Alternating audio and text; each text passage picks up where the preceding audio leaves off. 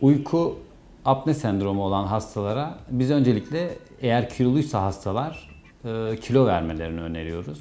Çünkü bu tedavi sürecinin %50'lik kısmını oluşturuyor kilo verme aşaması.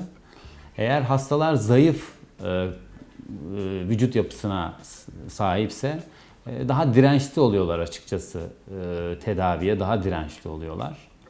İkinci etap hastaya cerrahi tedavi uygulamak.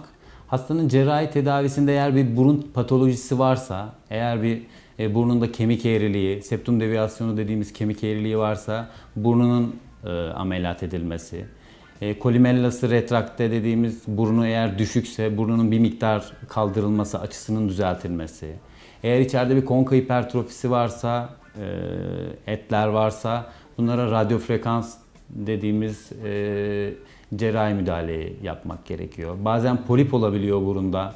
O zaman yine poliplerin cerrahi olarak tedavi edilmesi gerekebiliyor.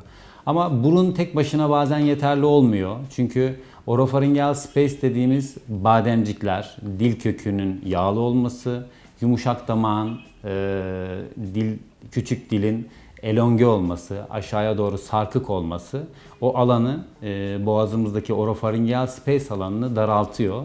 Bunu ne kadar siz yaparsanız yapın, hastalar tedaviden fayda görmüyorlar. Bazen bademciklerin birlikte alındığı, dil köküne radyofrekans yapıldığı ve yumuşak damağı yukarıya kaldırma işlemlerinin olduğu uvulofaringoplasti ameliyatını salık veriyoruz.